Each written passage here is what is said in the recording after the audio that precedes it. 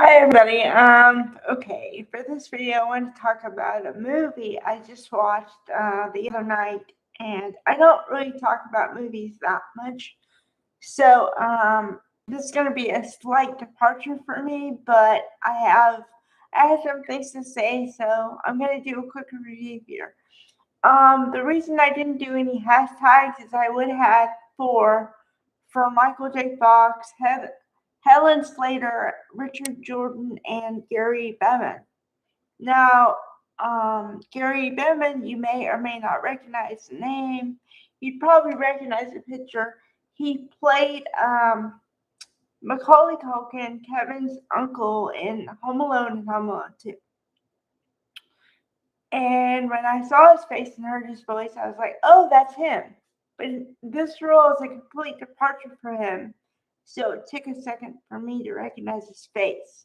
Because if he had been kind of a bad guy, I would have said, oh, that's him right away. So, yeah. And then Michael J. Fox, we all should know from either Family Ties or Spin City or something like that. And then Helen Slater probably is best known for this movie. And then Richard Jordan, couldn't find any more credits for him. So I don't know. He probably has a lot, but I just didn't look that hard. The reason these four people are the most pivotal in the movie are, of course, Michael J. Fox is a star, and Helen Slater is the leading lady. So you know they're gonna end up together, right? But as I said in a previous video about current movies, the reason I like old time movies, which is really funny to say that a movie from 1987 is old, but given the time, it's, um, 40, no, 38 years ago. So, you know, um, that's why I say that. But, um, okay, so you know how it's going to end up, but it's a journey to get there. And most of the time, you want to go on the journey. So that's what makes it interesting as opposed to common movies today. So, okay.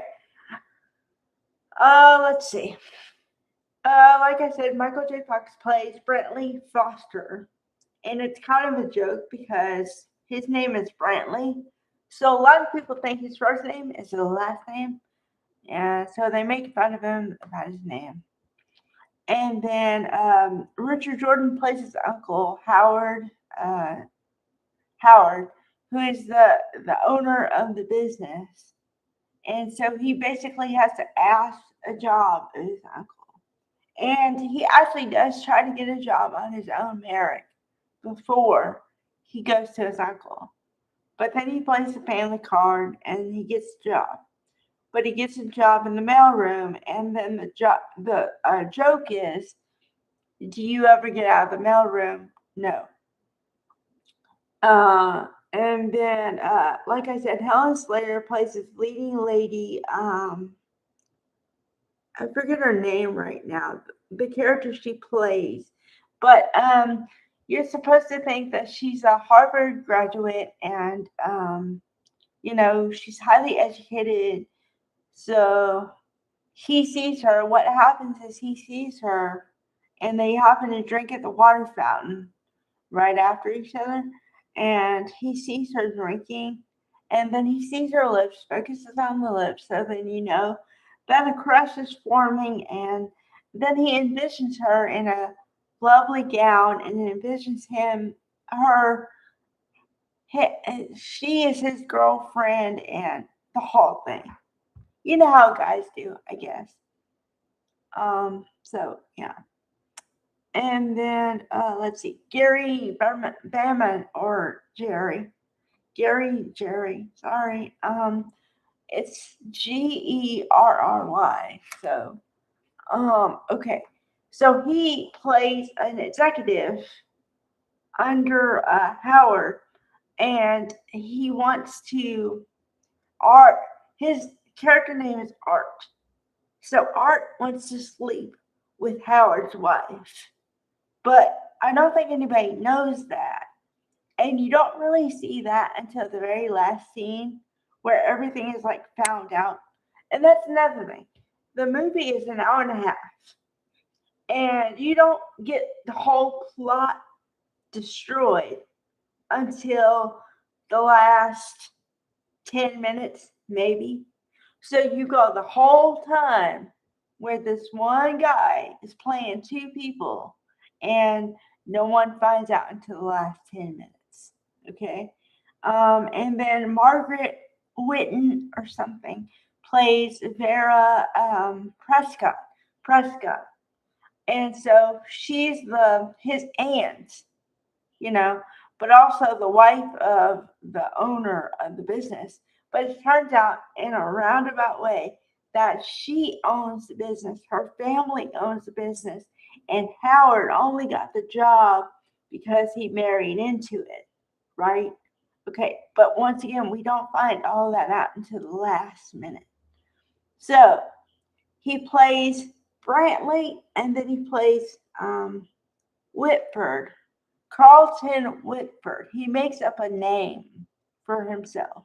And he goes to work in like jeans and a t-shirt, and then he comes out and like he's dressed in a 3-piece suit with the jacket and the pants and the thing, and he gets dressed in the elevator so often that he has to stop the elevator and like pull or like touch it so the alarm sounds. And so everybody on the floor thinks there's always something wrong with the elevator, but it's because he stops it so he can get dressed in the elevator. Okay. So while I don't agree with lying to get a position, I can see why he did it, because he didn't think there was a way up. And he also somehow finagles Stark reports and information he shouldn't have been privy to, but he uses it to his advantage to get a leg up in the company. And then, like I said, he plays two people, and then it's found out because his boss, which is his uncle, wants to sleep with his girlfriend or has an affair with the girlfriend before they were together. And that whole thing. So the whole thing unravels in a matter of a couple of minutes, because it turns out that people are sleeping in different beds because they had some kind of business retreat at the uncle's house. And so Art, wants to sleep with the wife, like I said. So then he thinks he's going to have his big chance. But then it turns out that the wife hides from him. But then somehow Howard ends up in Brantley's, or they end up in the girl's room, the girlfriend. But Brantley ends up in the bed. So then the uncle thinks he's sleeping with the girl, but Michael J. Fox is in the bed. But you don't see Michael J. Fox until the very last minute.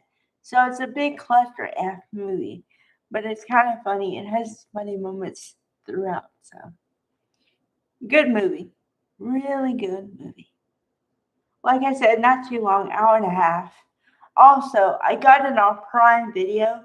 So whenever you get it somewhere else, of course you can fast forward. Like there's no commercials or anything. So that's a good part. Otherwise it'd be 2 hours. All right. Bye everybody.